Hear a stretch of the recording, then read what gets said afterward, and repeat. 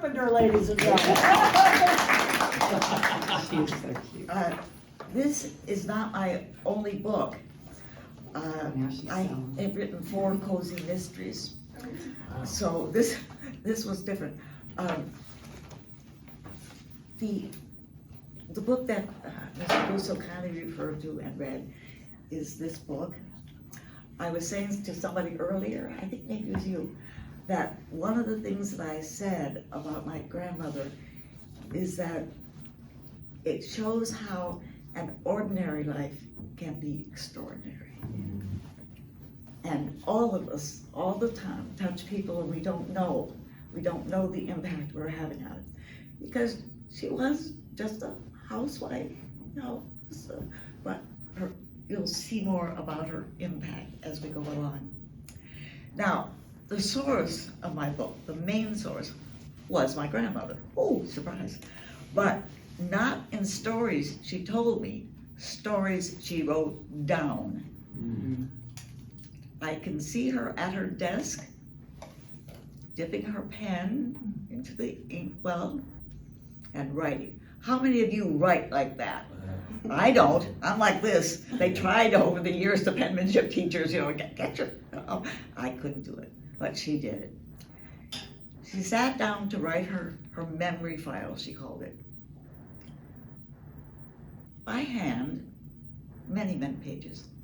Not just once, but 2 or 3 times. I guess she was maybe making a copy for each one of her children. I'm not sure, but that's what she did. And this was how her memory file began. This memory file is old, over 80 years plus.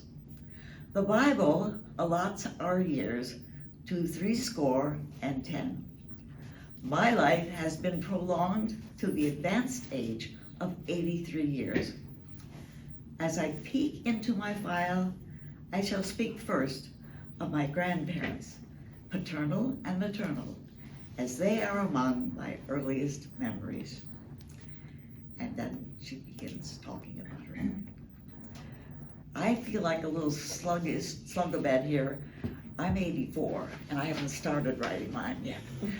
And she was already busy.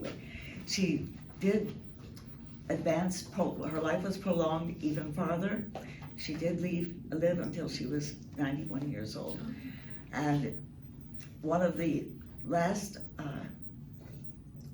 things that happened with her, my younger brother Paul was getting married, and he came over to see her because she was housebound at that time, and his bride, and they came over and Katie was wearing her dress, and they came over to get her blessing before they got married.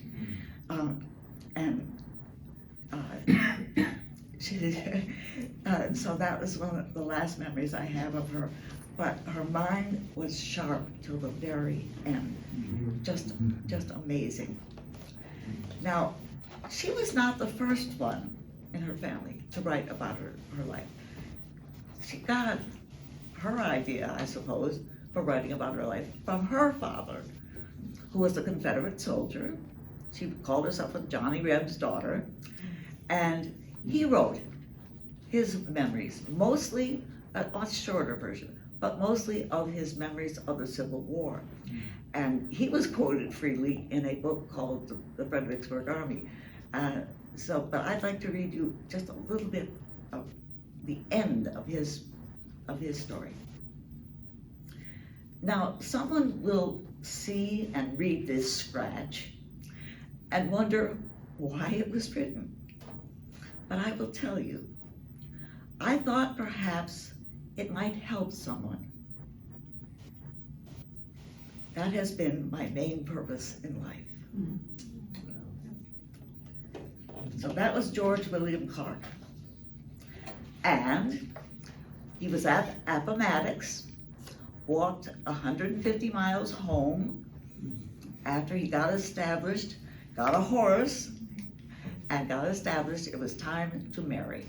And so he married Esther Bullock in 1899. Excuse me, they had a family by that time. In fact, Amanda was almost married, but 1869.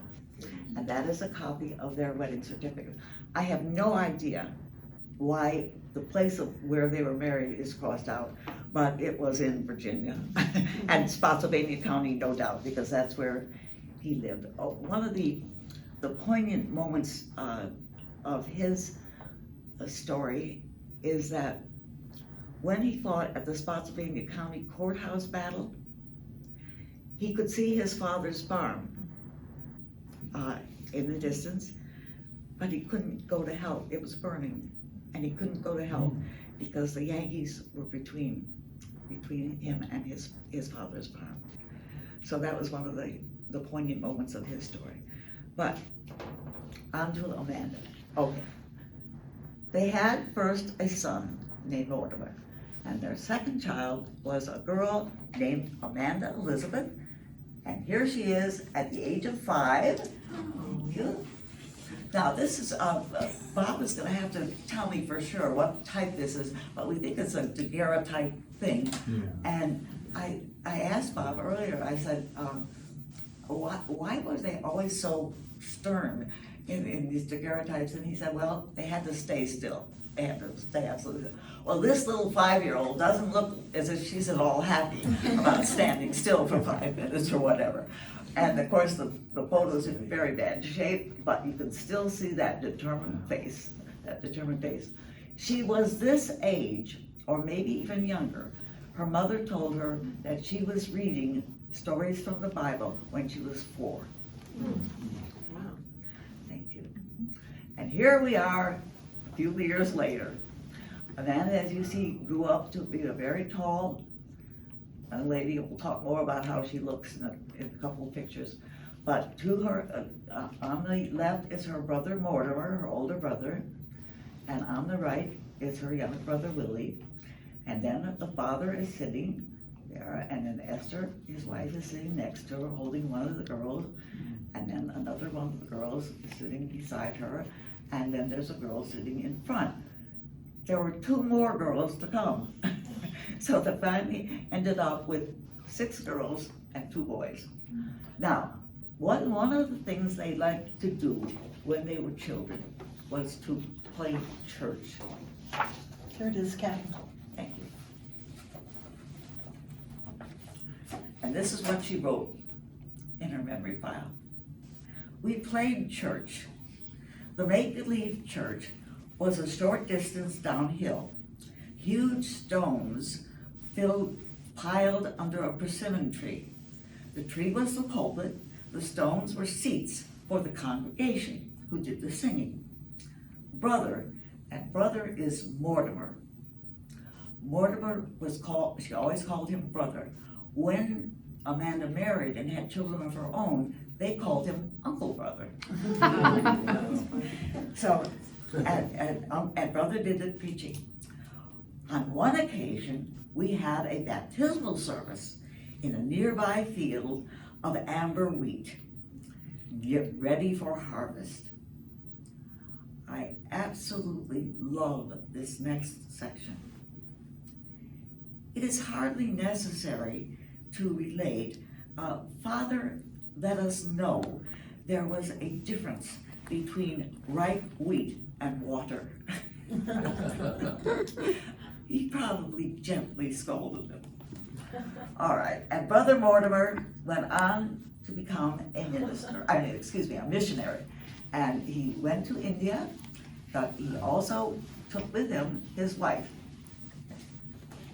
And there is his wife. Oh, no, that's I'm one sorry, picture. went too far. There we go. Yeah. No, that's okay, there we are. And when he returned from India, he brought his sister Amanda a present from India, and she gave it to me. Oh. Isn't that beautiful? You'll have to look at it closer later to see the lovely carvings on it. By the way, it started a Bell collection for me. I have about 100 of them now. Nothing as precious as that, though. And so there's Uncle Brother, and they lived in Seattle, but they were able to make it east to be with the family on certain occasions. All right, what do we have coming up? This, Oh, yes, okay. Next we have Amanda in about 1896. 1896. Whoops, we have two at once there. Okay, they got put together. Okay, the first one is the one that I'm gonna talk about first. That's one over here. Black and white. This was shortly after she finished seminary. Now, seminary was not the way we think of the seminary today. It was the equivalent of a high school. And she went to the seminary in Spotsylvania. She graduated, she had a wide variety of classes there and graduated with her teaching certificate. Now, her mother told her how, and her schooling before that was haphazard, but her parents were literate and they taught her. Now, this was unusual for a poor farmer in Virginia and his wife to both be literate. But my suspicion is that they all learned to read so they could read the Bible, because that was the focus. They would have a children's hour. Yes, Longfellow was right. They used to have a children's hour where they would read stories from the Bible, or sometimes the kids would want war stories. So Dad would relate his war stories. But the interesting thing about attending the seminary is that she met a young man she'd never met before. His name was Burton Wells Rhodes. Now, they didn't know each other, even though they lived very close. And it became apparent as some of her friends talked about him, why they did not travel in the same circles. You see, Burton's father was a Yankee, and he was not well accepted in the area, but she accepted him. And George William Clark must have been a wonderful man, because he welcomed him into his home, and they started having Sunday dinner together. But, and by the way, Burton also got his teaching certificate. And the interesting thing about that is that as a Yankee, even though his parents had moved to Virginia when he was only 1 year old, he was still considered a Yankee, was that he volunteered to teach in the all-black school, because he didn't think that some of the Southerners would take that position. So that's what he did. And so they were both teaching school. She was teaching at a one-room schoolhouse not far from the farm, and had the two baby sisters that I told you before were coming. She had them as students. So it was quite an adventure, and she writes quite a bit about her teaching career. And then, as I said, he was also a teacher. But he had a yearning to go west, young man. Not that he believed that much in manifest destiny, but because he thought this great country of ours, there's so much of it to see. And he thought, well, I'm a farmer, I've been a farmer all my life. I could surely get a job on a farm out there. So he went west. I'm not positive, I think it was Dakota. But he found out soon that he didn't have the skills that he needed on a farm in Dakota. He didn't know how to rope or brand, but that wasn't really why he left that particular job. It was because, as he wrote Amanda, it takes so long for me to get to church. The ranch is so far from a church. And he said to her, that's not how I envisioned my life. So it happened that his father's sister, Mary, oh my goodness, she's a story all of her own. She's a fascinating person. She was a genealogist with DAR and everything. But she married a publisher of a newspaper, and they lived in Minnesota. So when she heard from Burton that he was wanting to leave the ranch, she found out that there was a position open in a school in Minnesota. So he moved back to Minnesota and started teaching school again. Then Paul Paul Collins, Mary's husband, decided to start an agricultural magazine and eventually hired Vernon. He loved the job. He would go to visit farmers and either sell them a subscription or elicit advertising, or he just loved it. And now he thought, I have a steady job, I know what I'm going to do, time for me to go back to Virginia and get married. But this picture on the other side may be one of the enticements that brought him back. Now, this was a process that the photographers were using called tinting. It looks, I know, as if she's wearing mascara and lipstick. Well, she never wore it. It was the tinter's invention there. But the one precious thing about this picture is that I never knew her except when she had white hair. But she did have that auburn hair, that beautiful hair. And she had described her paternal grandmother as having that hair. And two of her children, my father and Bob's mother, both had that auburn hair, that lovely auburn hair. And did two of my siblings. Paul's is all white now. But, Yes. but Well, I got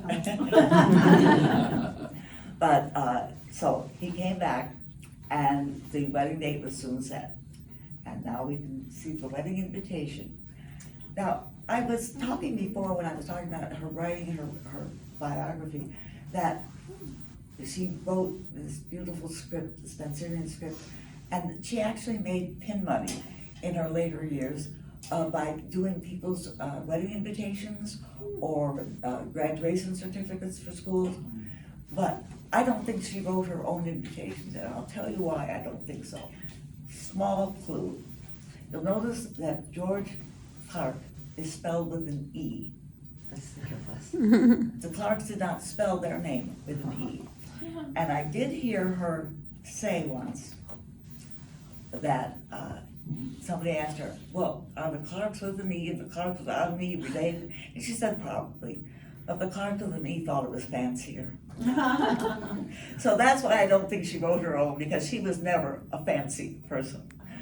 All right, now, a few years ago, about a little over 10 years ago, my siblings and I went to Spotsylvania County, and we went to the Massaponax Church, which is where they were married. This is my older sister Virginia, my brother Paul, my brother Mark, me, my brother Gurry, and my sister Cheryl. We are standing in front of the altar where my grandparents were married in 1902. This, if you're ever in the area, it is a fascinating place to visit. The church was built shortly before the Civil War, and the battle lines would go back and forth. So the church had been used as a hospital by both sides.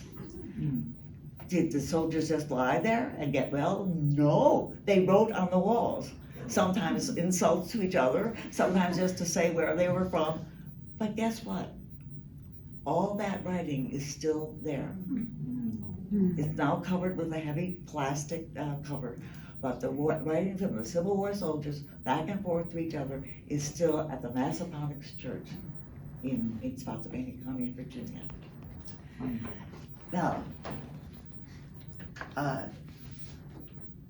we next have the wedding, which took place in November. And this is my lovely grandmother. When I wrote the book, oh, by the way, the S-shaped corset was very stylish in 1902.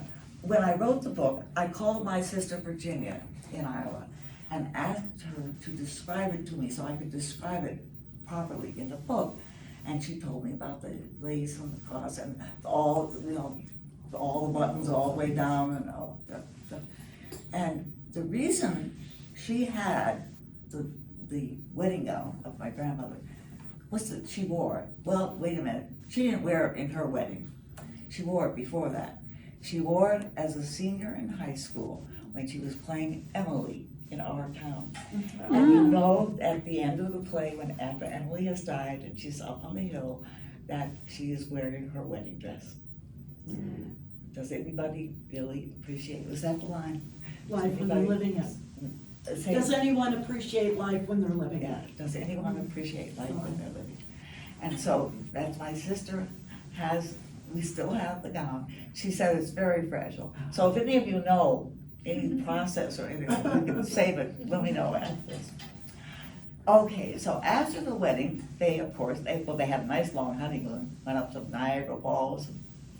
And then they returned to Minnesota. They stayed there for 2 years. By this time, the Agriculture magazine was doing very well. So they opened an office in Chicago, and that's where Burton was stationed. He was sent down to Chicago. However, Paul Collins said some things about some of the grain dealers. He wasn't very kind, or he thought they were cheating the farmers, or something like that. And the magazine started going downhill. So he contacted Burton and said, "You better look for another job. I think the magazine's gonna close." So he did, and he found another job with Prairie Farmer. Prairie Farmer is another agriculture magazine. He loved that job. In fact, he never missed a day of work. Never.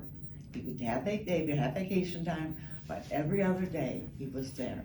He loved his job, he loved his boss, and as he said, there aren't many people who can have that blessing in life to love your job so much that you go to it. So there they were in Chicago. By this time, they had 2 babies. Mary Virginia was the first. Mary is with us. I'm wearing her ring. And Clarence. So they decided, or I think it was actually Burton's decision, to find a house. And since he knew those towns along the CD&Q, the Chicago, Burlington, Quincy, he knew that very well because that was where he did a lot of work for Prairie Farmer. So he liked the town of Western Springs. It's about 15 miles west. And it did at one time have hot springs, but they had dried up. It was a long time before that. So the Western Springs part never applied. But he bought her a home there, and that's where they settled in 1908. Now, my grandpa, and I'm sure my sister can too, I can picture going into their house and leaving the entrance hall, and there was a pocket door that would slide open, and on the right was a piano, and on the left was my grandfather's lectern with the big Bible on it, and that's where he would hold prayer meetings. And if they got to be crowded at all, there was another panel door back there so they could open it so the back parlor was open. And at some point in those prayer meetings, the idea of having a Baptist church in town came up. You see, Western Springs was founded by Quakers, and slowly some other churches came into being. But both of my grandparents had been raised as Baptists, and they missed having a Baptist church, and they found some other like-minded people. So in 1912, there were 17 founders who got together to form the Western Springs Baptist Church. To begin with, they met in schoolrooms, storefronts, wherever they could. Because it was such a small congregation, it took them a very long time to get enough money to buy land, and another very long time to start to build. So by 1940, we're talking from 1912, from 1940, they still didn't have a church, really. They had an English basement. If you're familiar with that term, the basement is completely finished and the facilities down there, and only windows are above ground. That's where they held their services. Keep that in mind. Because along about 1942 or so, they needed a new pastor. Well, of course, the deacons went to Wheaton College to look for one. all of Burton and Amanda's children had attended Wheaton, and it was their kind of school. And it still is today, by the way.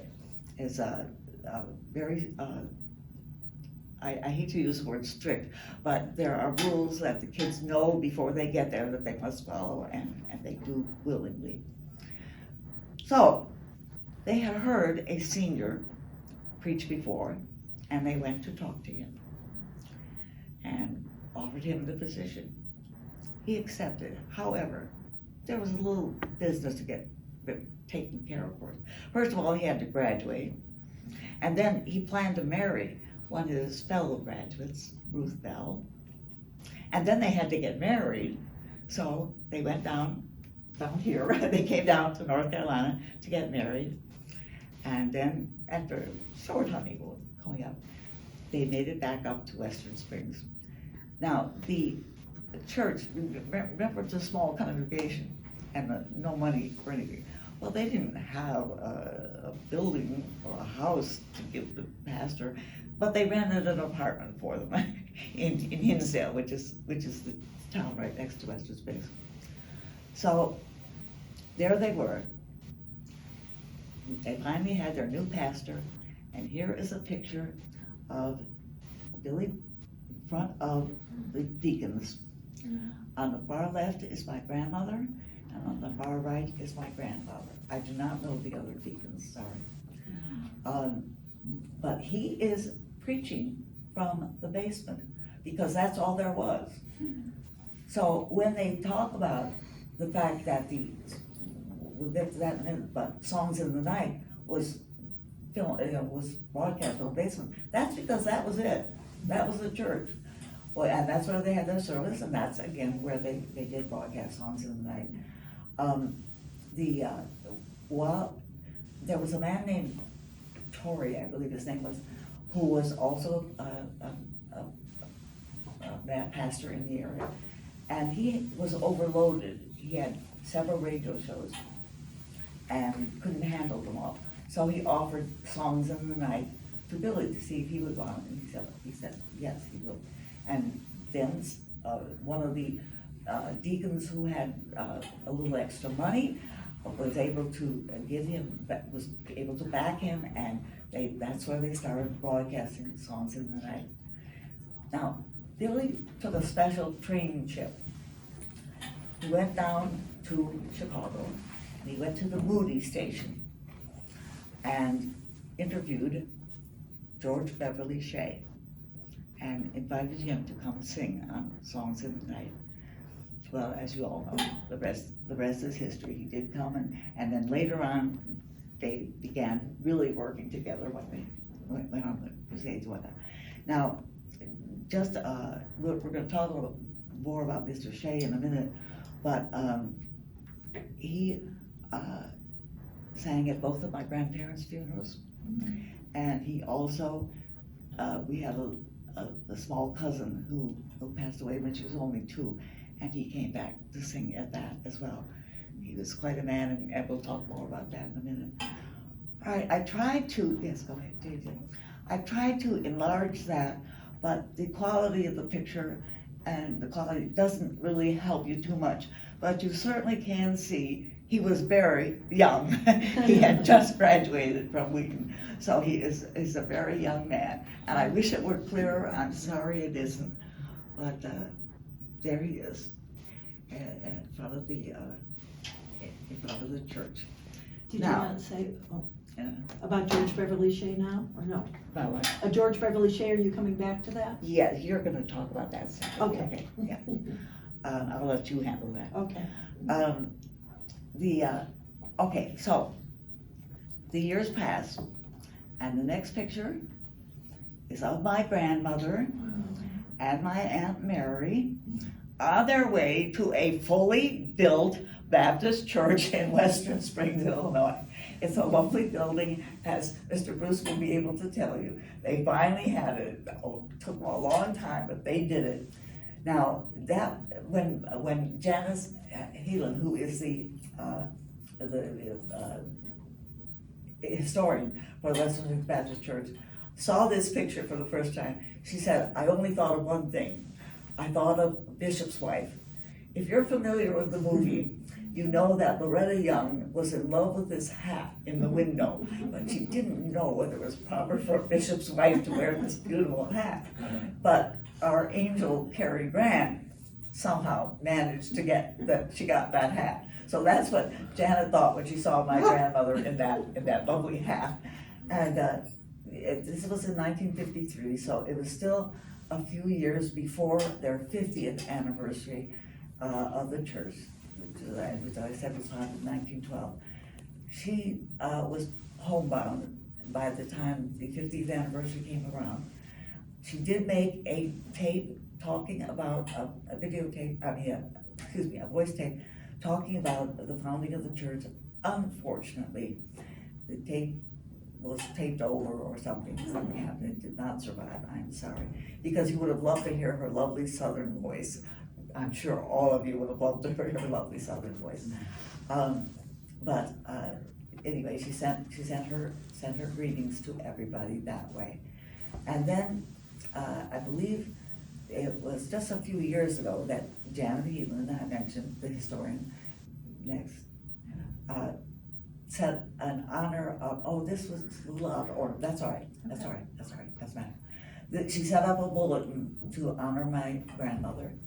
And I want you to take particular notice of the picture of the house in the center, because that's the house on Prospect that I was talking about earlier, where they held their prayer meetings and where Amanda lived the rest of her life. But right next door to that house, there's another house. I was born. So I was born in the house next door to where my father was born. This was my parents were, this was 1939 that I was born. So my parents were not, they were doing about the same as everybody else during the Depression, not a lot of money. And they found a doctor who would deliver at home. And so my mother loved the experience of having it home. In fact, my older brother and sister saw me when I was only half an hour old. And of course, there was no people waking her up in the middle of the night. She liked it so much that she wrote an article that was published in American Family magazine. Then my brother Paul came along, and they were renting a house in LaGrange at that point, which is next town over. And that's where he was born. He was born in Holden. But by the time Mark came along 7 years later, you couldn't find that. The midwives were a thing of the past. Doctors who deliver at home were a thing of the past. There was too many things that could go wrong. So Mark was born in the hospital, as was Cheryl, who came along 7 years after that. My mother was 42 when Almost Cheryl was 43. born, and cried for 9 months. She just couldn't believe she was pregnant again at 42. However, Cheryl became the light of her life, for sure. And we were all, and she forgot that she would have plenty of babysitters. So the last thing I want to show you, I mentioned my older sister, Virginia, who cannot be with us. Because she was 4 years older than I, she remembers when Billy Graham came to dinner at my grandmother's house. He came more than once, I believe, because he loved her southern cooking, you know. Many Sundays. But one time when he came, and we were living next door at that time, and the next thing we're doing is that my niece, my sister's daughter, filmed this clip of Virginia talking about the time she met Billy Graham, and this is something for you. Oh, I didn't. That's okay, that's okay. That's all right. To continue, Mom, what did you notice about Billy Graham as he started up the steps and was coming into your grandparents' home? Well, the reason he was coming to their home was to have a dinner with my grandmother, the cook. And they had just returned from the Baptist church in Western Springs. And so was that one of his first times he was preaching? Was it early in his life? very early. And Beverly Shea, who traveled the world with him and sang for the group, was in the community there too, and he that is where the Billy Graham group picked up Beverly Shea Okay. also. So, But that's Mom? too much. No, that's okay. So, Mom, so Billy Graham was coming up your stairs, and Yes. you were a little girl. Yes. And what do you remember most Well, about him? he was a very compelling person. When you looked, he looked at you and you back. Like you felt like he saw you, like you were Yes. noticed? Yes, I thought that, and he didn't want to, have a little person get hurt with big people coming through. But, and so he looked down and at the stair steps as he was going. But that's where I had the opportunity to see him full face, and as I repeated over the years, his eyes were very compelling, or whatever description you want to use. That means that he drew people to him. Well, thank you, Mom. That was a really wonderful interview, and thank you for your memory. You are welcome. And that's my sister. Okay, thank you. Now, That Cheryl, picture there? Cheryl's going to tell a quick little, Oh, you did not say about that picture? we passed over that picture. My brother Paul took this picture. He went to see the bulletin board that Janet had put up. And Janet is the one in the plaid shirt on this end. And then on the far left there is one of his daughters, Julia, who has a dance company, and then his wife, KV, and then another daughter, Elizabeth, and he has a third daughter as well. But he was taking the picture, so we didn't get him. But Janet has been so helpful over the years too. I'm sure she was helpful to Mr. Bruce when he was there, because she's a lovely person. When she was a teacher, she had one of my nephews as a student. Yeah. Yeah, she's a teacher type. Yeah, she was a teacher too, yeah. It's what Kathleen just wanted to tell about George Beverly Shea. And Bobby and I, even though we weren't around for the Billy Graham days, we remember George Beverly Shea singing at her grandmother's funeral in 1963. But because he had a place in Western Springs, he often, after coming from touring with Reverend Graham, would do his Christmas shopping at the last minute at Christmas Eve on this local pharmacy, and my dad and brother would run into Beverly like every Christmas Eve, like clockwork. All the men shopping late, before the store closed. So anyway, but he was in Western Springs for many years. 70 years. 70 years. Yeah. So, but we knew him from that. And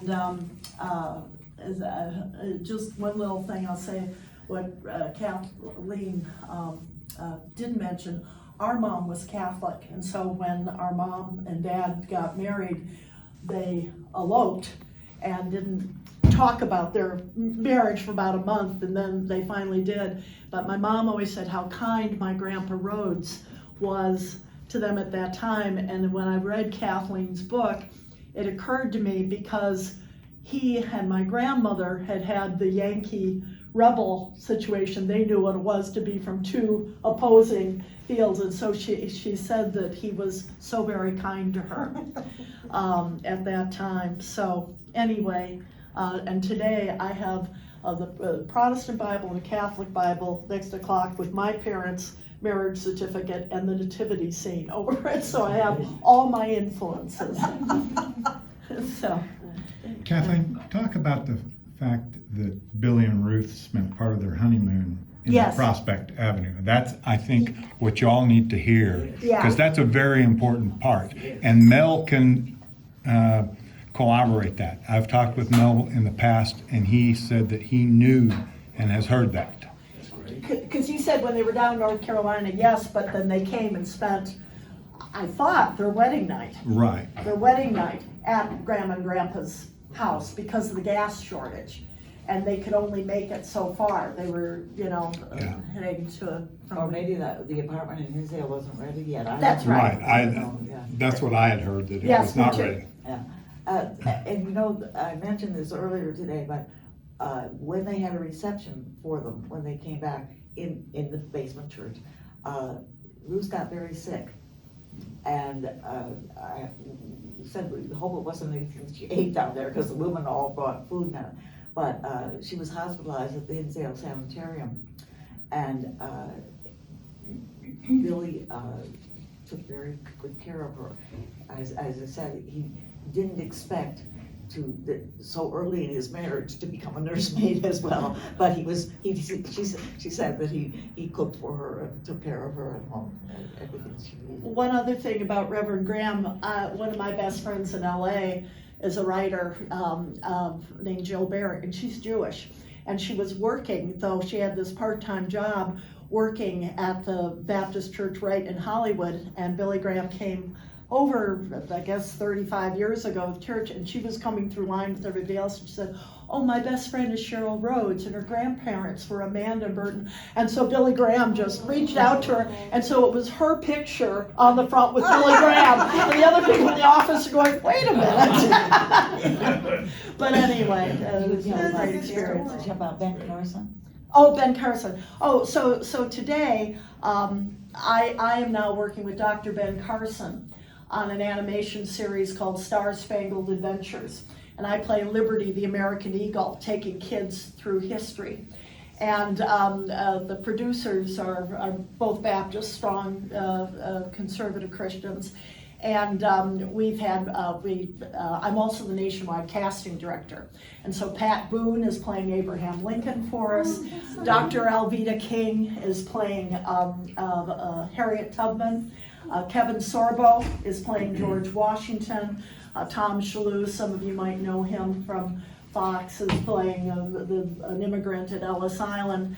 But our next two episodes, we just finished doing something about Harry Truman's White House when they had to rebuild the White House when the piano started to come through the floor because it had been over 100 years and it rebuilt.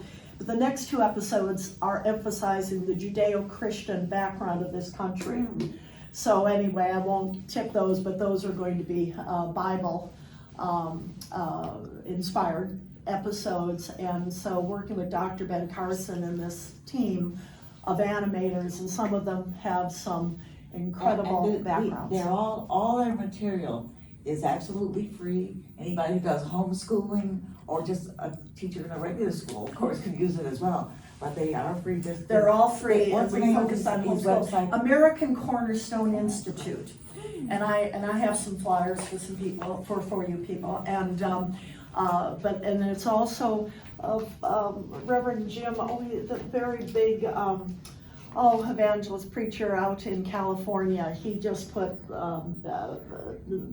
our cartoons there, and Roku, which also does a lot of Christian projects. So it's just an amazing project, and we've got big plans trying to impact the culture. Because you guys, you can all imagine, I've been a theater and film teacher, and so I've had to push back a lot in my industry, but I always did. That's been kind of the story of my career because of the background that I had, and to stand up for Christian entertainment. And in this weekend, actually, a short film I wrote is up for awards at a Christian film festival. It's called The Conversation at Work. And these people are talking about this guy that's trouble in the office, but as you pull back, they're all angels. And they're talking about the L-man, which is Lucifer, and how he gets thrown from heaven. And one of the lines is Lucifer is finally thrown out. He's saying, but I identify as God. And they're going, get out of here. and as he's falling through the clouds, he pulls out a cell phone and says, for my fans on social media. And so we try to make important points with humor, because there's, as you know, there's so much attack now. And so anyway, I try to bring that into my acting, teaching, and working with Dr. Ben Carson has been one of the great blessings of my life. So anyway, and from a great family. That's it. All right.